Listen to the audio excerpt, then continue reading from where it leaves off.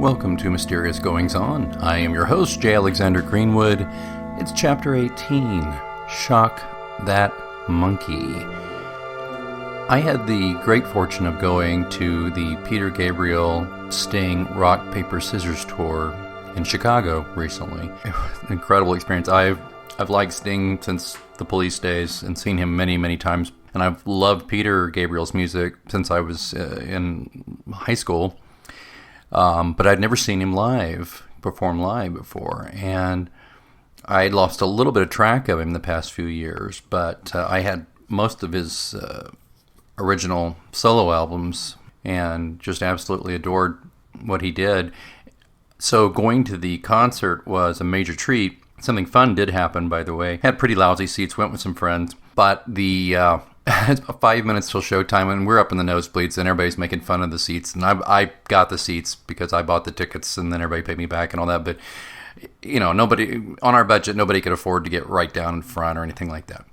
Well, 5 minutes before showtime, people from the United Center, the venue there in Chicago, came up to us and said, "Are you all together?" And I said, "Yeah." And they said, "Would you come with me, please?" And I'm like, what, did we do something wrong? You know, I'm kind of half joking. I'd had a couple of drinks and I was just having a little fun with him. And I said, look, if I got out of line, you know, ha ha ha. And actually, no. Turns out they had some empty seats in section 100, which was on the left side of the stage. And we were about, I guess, 3 rows up. So literally, if there weren't noise, you know, I could have yelled, "Hey Sting," and he would have heard me, or "Hey Peter," and he would have heard me when he was coming on and off the stage. They were fantastic seats. We could see everything going on stage, admittedly from the side, but it was still very cool. And then we could look up, and there's a huge Jumbotron type screen just over our shoulder, so it was very easy to kind of toggle between the two. So it was a phenomenal concert. Sting and Peter Gabriel are just such... They were naturals, which I didn't think that would necessarily be the case, but they were absolutely naturals playing. And if you didn't catch the tour, which was brief, I'm so sorry for you if you're a fan of either one. But I do hope it is, and I mean sincerely, I will pay top dollar to get a DVD of the concert and definitely at the audio because the music was incredible. And hear, you know, Peter Gabriel do, you know, like a Barry White version of "If You Love Somebody, Set Them Free." And then to hear Sting do "Shock the Monkey," and they played together and they sang back up for each other. It wasn't like they played, one person played and the other one's, you know, then went off stage and disappeared and the other one played. It wasn't like that. It was kind of like a meshing of two bands and just really incredible. But speaking of "Shock the Monkey," I was taken by when I heard Sting singing "Shock the Monkey," and he did a fine rendition of it. But I revisited "Shock the Monkey" and a lot of the other Peter Gabriel music that I heard at the concert in the subsequent passing weeks since then.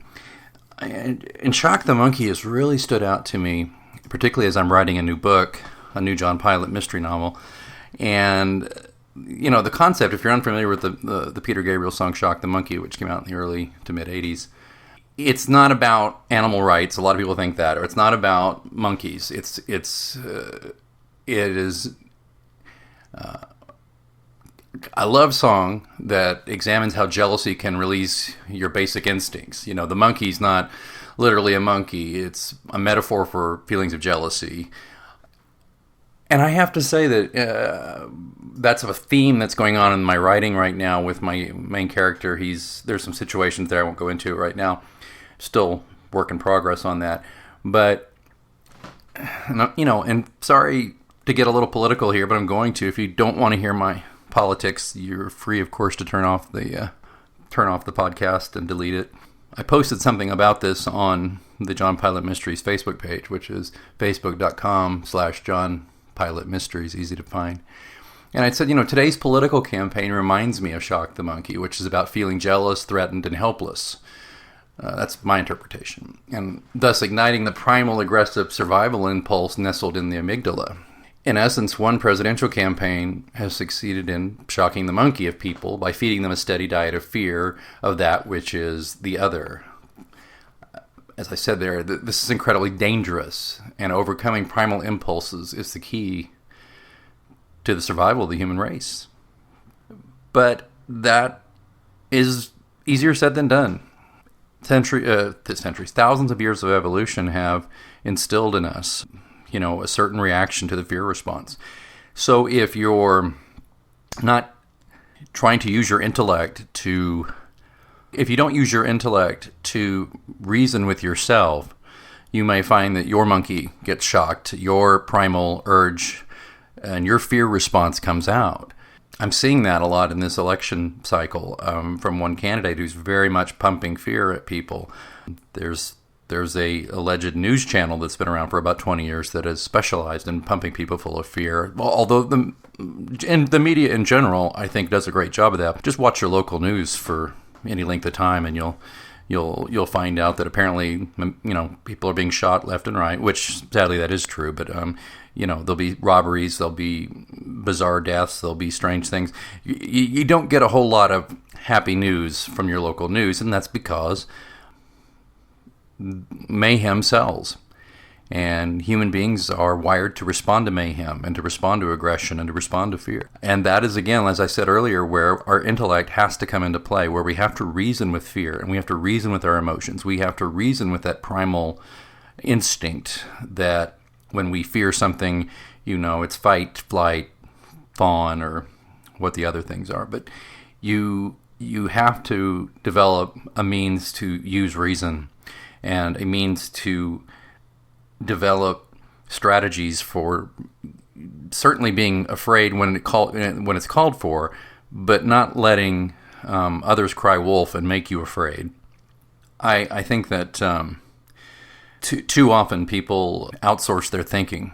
They outsource their thinking to the news, or the news media, or a political candidate, or a church, or an authority figure, or and I think that that's dangerous. I think one of the greatest dangers to our country and to the world is a very obvious lack of critical thinking amongst many human beings. And I'm guilty of it too. I'm not by any means a deep thinker. I'm not by any means a master, logician. But I try very hard to apply logic and reason, and I try to think for myself, and I try also to use empathy to understand what somebody who disagrees with me is saying. I try to hear what they're saying, but I also can see a lot of the times where people get their ideas. In the fiction, so how we bring this back to this chapter, in the fiction, I think it's a very effective tool to have events that cause your main characters, or whether they be your hero or your antagonist or your protagonist, whomever, you have things that shock that monkey, and you show that.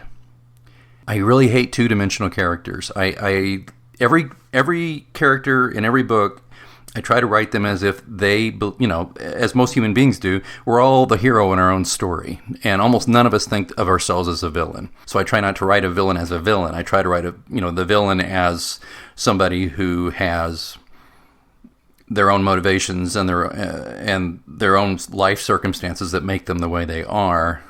Things that have caused them on a base level to shock that monkey or to do things that society would frown upon. So that's kind of where I wanted to go with that. This does touch on politics, and it's a kind of a third rail with a lot of people. They don't come to me as a writer of fiction to hear what I think about politics. But I think it's important to consider in your real life motivations of people and what they do and the effect it has on you and your community, and then apply that to your fiction. as a writer and as a reader. Apply that. If you're reading a book or a short story or whatever, or watching a TV show, and the writing is so plainly, the villain is so snidely whiplash, so completely out of central casting for a bad guy, that kind of stuff just turns me off right away. It's the same thing with the hero. If the hero is perfect and the hero is constantly, checking his hair in the mirror and, got the shirt buttoned down and, unbuttoned down in the middle and, all the chicks dig him or whatever, that kind of thing, that turns me off too, because that's not real. John Pilot, the lead character in my series, he's an incredibly flawed human being. He has a lot of problems. He has battles with depression. He has battles with his internal dialogue. Maybe he may experience an issue with drinking problem, I think. I think he likes to drink a lot, and maybe more than is healthy. He's also entering midlife and not thrilled about it and not sure how to handle it. And he's also conflicted about his marriage and his role as a father. And so there's lots of things that are always churning with John Pilot, just like you and just like me. So for you writers out there, I hope that's coming through to the page for you. And for you readers, I definitely hope you're finding that in your reading of whomever you're reading. With that, shock that monkey, my friends. Shock it to life, as Peter Gabriel would say, in your writing. But in your real life, if something shocks your monkey, it sounds so funny. I'm thinking of Dieter from Sprockets on Saturday Night Live. Touch my monkey, but no, I'm talking about shock the monkey. If there's somebody who's yanking your chain, and there's another way of putting it, trying to make you afraid all the time, find out why. What's their motivation for that? I mean, is there a legitimate reason to be afraid about everything they're saying, or are they yanking your chain so that you'll fall in line behind them and follow them because they allegedly have all the answers? And that's either party. Don't let people do that. Don't outsource your thinking. All right, somebody please help me off my soapbox. Is there a monkey in the room that could help me? I don't see a monkey either. Rats. Well, chapter 18 is done, and I appreciate you listening. We're going to try to get back on a more regular schedule with the podcast, and we so appreciate you going to pilotscross.com. That's Pilates cross, CROSS, pilotscross.com. That's the mothership for the podcast. It's also where you can find information about my books and how to buy them, get autographed copies, stuff like that. And of course, all 5 of my books are available on Amazon and everywhere ebooks are sold. And I would just love it if you are a new listener and you check out my books and write a good review or write a review. You don't have to write a good review, although I prefer a good review. All right. Well, thanks again for listening. I hope it was illuminating for you. And if you disagree, I understand. I'd love to hear more and understand more about why you disagree with what I said. And you can reach me on the Twitter at @A_Greenwood. Or again, you can reach me through pilotscross.com.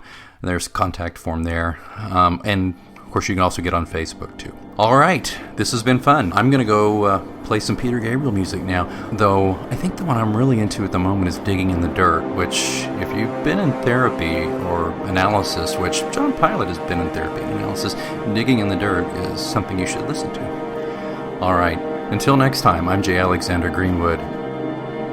Keep reading.